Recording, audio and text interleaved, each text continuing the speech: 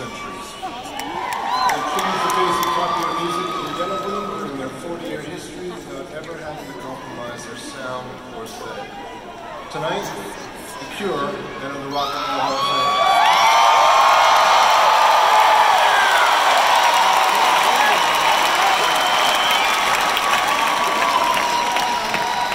I grew up in a small town USA, Mercer, Pennsylvania to be precise, where there was nothing to look at but cornfields. It was a primitive time, long before the miracle of the internet arrived to devalue our wonderful art. And even pre-MTV, with nothing to listen to on the radio, nothing to do but dream and escape. When I left home, it was time for the big city. In my case, the big city of Cleveland.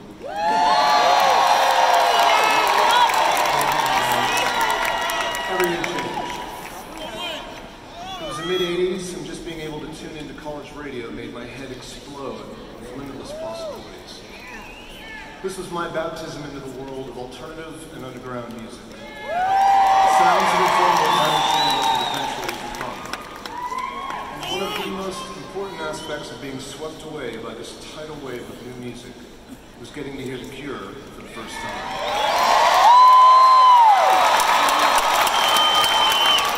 Immediately, this band struck a deep chord with me. The first album I heard was The Head on the Door. And I hadn't heard anything like it before. Now, a lot of darkness I felt in my head coming back at me through the speakers and it blew my mind. It was like this music was written just for me. You know, I've struggled my whole life feeling like I don't fit in or belong anywhere, kind of like right now.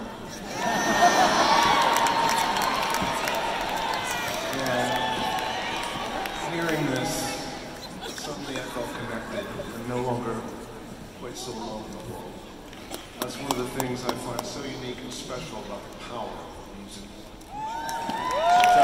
It wasn't just the sound, the words, or the presentation. All of it was anchored by the most exquisite of instruments, Robert Smith's voice.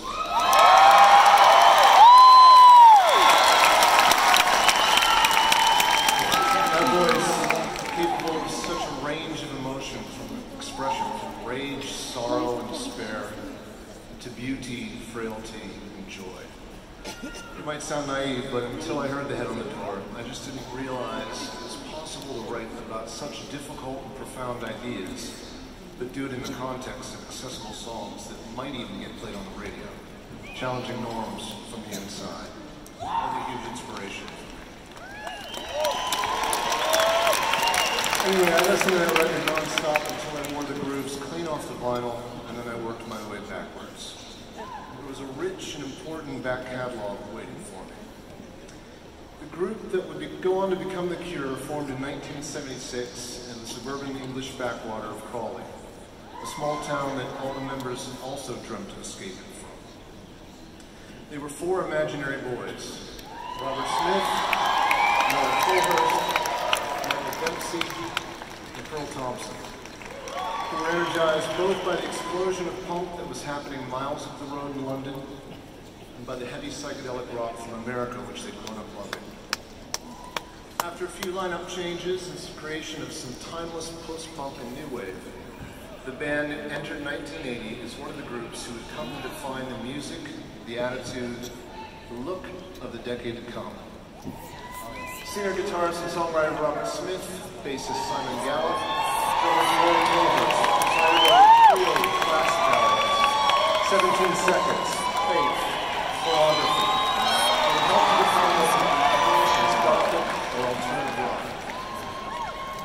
Just as everyone else was getting ready to jump on the new sound in which The Cure helped usher into the world, they were already ready, moving to pastures new. Robert Smith was keen to show the world he could do so much more than monochromatic doom, and went on to write and record a series of songs that became huge hits right across the globe, and are rightly still seen as classics today. The Love Cats, In Between Days, Like Heaven, Lullaby, Love Song, Friday Under Love. That's a set list 13 albums they've recorded over their 40-year career stand as a testament to their undiminished power and an artistic imagination. Despite making challenging music that deals with the biggest themes, their impact has been gigantic.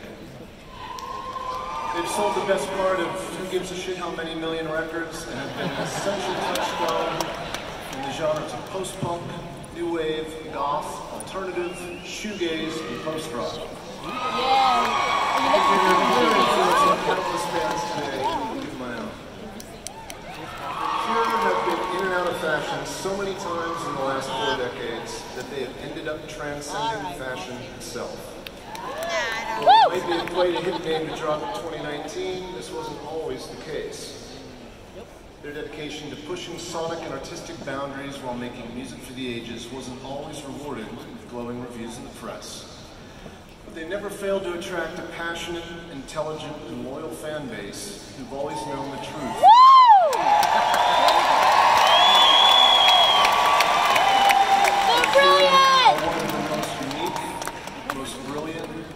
Most heartbreakingly excellent rock bands the world has ever been lucky enough to make.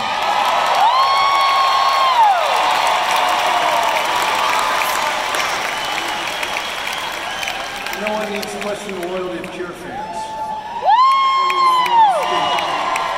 As soon as you see the hair and makeup, you know how they feel about their idols. And I feel the same way too. Quite understandably, most musicians can tend to differ from their carefully cultivated personas to one degree or another. But as far as I can tell, Robert Smith is that rarest of things. A 100% authentically Robert Smith kind of person who lives a 100% authentically Robert Smith kind of life. And he's used this singular vision to create that rarest of things. A completely self-contained world with its own sound, its own look, its own vibe, its own aesthetic, its own rules, which us the fans get to visit and immerse ourselves in whenever we like. A custom world made for anyone who's ever dreamed of escape. If that isn't the life's work of a true artist, I'm not sure what is. I should make a full disclosure at this point. I think it's only right for me to admit that in the past I've been, let's say, ambivalent about the existence of certain award ceremonies. And I've perhaps been in the habit of questioning their motivation with a certain degree of cynicism.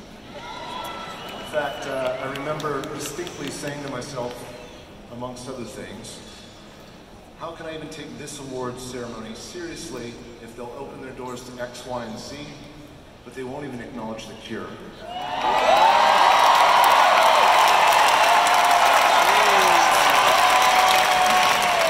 And not so long ago, I got a phone call I wasn't expecting, and well, here we are. Let's just say I've never been as happy to eat my words as I was with them.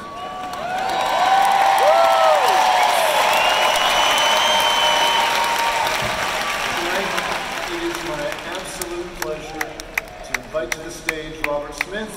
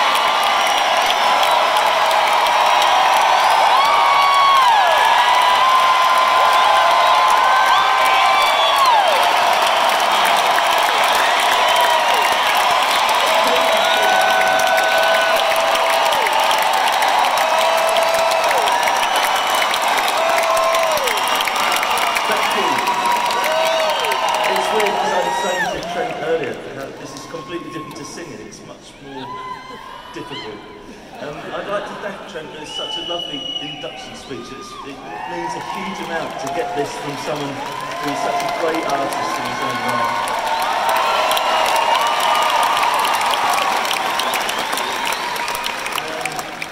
I'd like to thank everyone at the Rock Hall, including our advocate, Rob Light.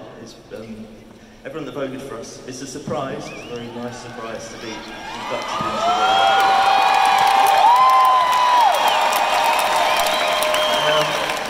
and I'd like to congratulate everyone else that's inducted tonight as well. Yeah! So as Trent said, it's 40 years since our first album came out. Doesn't seem like it, but... and in that time, there's obviously been a lot of people who played a part in the Cure story, for better or worse. And I'm not going to stand here and reel up a load of names because I shouldn't say too much really, but it is quite tedious. And I'm no good with stories and stuff, and I'm a very bad communicator.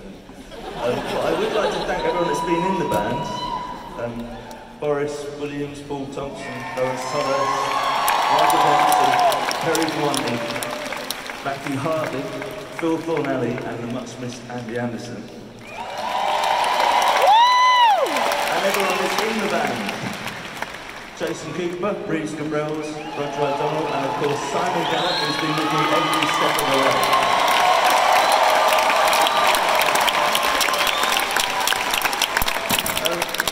I was thinking as I was walking up whether I should, because I was thinking if I start naming people, it'll be, we'll just go on and I'll do that thing that I didn't want to do. But there is one person who I think, when we very first started, we were like a teenage trio in 1978 playing in the south of England. One of our first shows, this small bloke came along and we weren't really sure who he was. And he saw something in us that most people didn't. And that's Chris Parry, proving that he did get something right after all. And finally, to wrap it up, I'd like to thank all the fans because everyone that's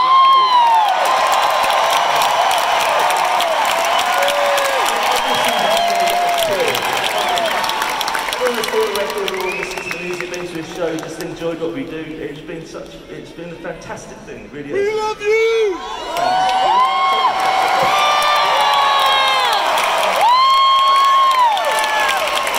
Where's my wrap it up song? I need my wrap it up song. Anyway, I'd rather use our allocated time to play some music. So we'll play.